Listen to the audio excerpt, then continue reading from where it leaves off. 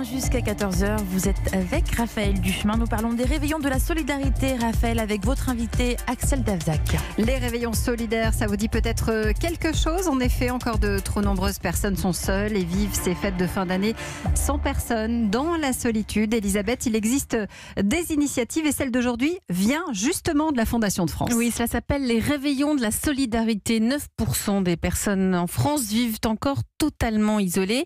Isolé, c'est quoi? Eh bien, isolé, c'est être sans cercle familial, sans noyau amical ni professionnel. C'est être totalement seul. Alors, sans que cela soit circonscrit à une soirée, le temps d'une fête, les réveillons de la solidarité, ça peut être des goûters, des déjeuners, profiter pourquoi pas d'un spectacle ou d'une soirée dansante. Des moments de partage avec des voisins, des habitants du quartier ou encore des commerçants.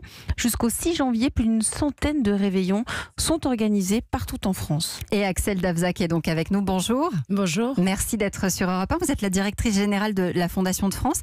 C'est quoi justement vos réveillons solidaires?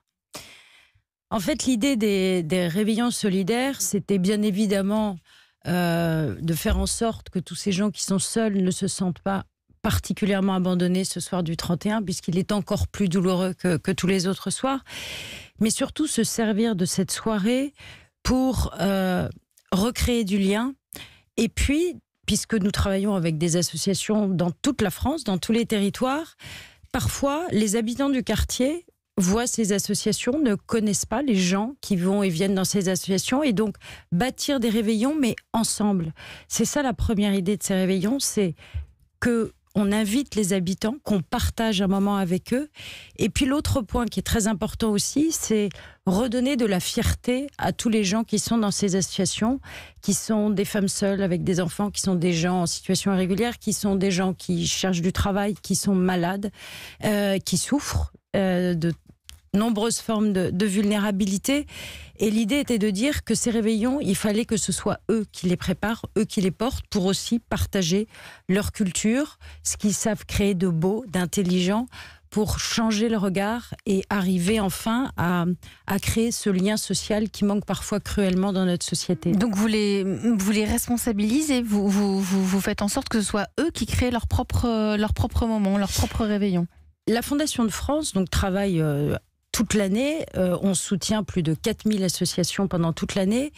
Et la manière dont nous travaillons chaque jour, c'est de se dire qu'il n'y a que les gens sur le terrain qui savent construire et nous aider dans les réponses à apporter. Ce sont eux qui savent si la question de la recherche d'emploi, elle est liée à un problème de mobilité, elle est liée à un problème de formation. Donc, ça a deux objets, si vous voulez. La première raison, c'est qu'il faut qu'on apporte des réponses intelligentes. Et la deuxième, c'est que les gens se sentent utiles, les gens sont fiers et savent aussi démontrer, ils sont souvent rejetés, qu'ils ont une vraie valeur pour notre société. Alors jusqu'au 6 janvier, il y a plus d'une centaine de réveillons qui sont organisés. Est-ce que vous pouvez nous en donner quelques exemples? Ou par exemple, là, aujourd'hui, c'est partout en France?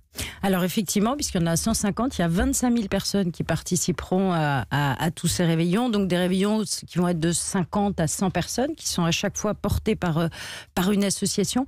Il y a un projet que j'aime beaucoup parce qu'il est porté par des jeunes de 10 à 14 ans, dans l'Aude, dans un petit village de l'Aude où il y a beaucoup de personnes âgées isolées. Et qui se retrouvent très seuls pour les fêtes. Et pendant tout le mois de décembre, ils sont allés emballer les paquets cadeaux dans les magasins gratuitement en demandant un peu d'argent. Et avec cet argent, ils vont fabriquer un réveillon et le partager avec toutes les personnes isolées et tous les habitants qui souhaitent se joindre à eux. Et c'est dans quel village? Dans un petit village à côté de Carcassonne qui s'appelle Codalu. Oui, c'est bien de le signaler. On les salue évidemment parce que c'est une très belle initiative. Comment peut-on faire, nous, pour vous aider, nos auditeurs, nous autour de la table? Comment faire? La Fondation. Alors d'abord, on peut être à l'écoute des associations de quartier. Pour ces réveillons, on peut être à l'écoute et ouvrir les yeux et aller partager un moment, parce que effectivement, il y en a qui sont ce soir, mais il y en a qui sont encore demain, jusqu'au 6 janvier, voilà, qui vont s'étaler. Donc aller ne serait-ce que passer une heure avec les gens, partager, échanger un moment. Et puis la Fondation de France ne vit que de la générosité des donateurs. Vous savez que la situation pour le secteur a été particulièrement difficile. Donc faites un don sur fondationdefrance.org. Catherine?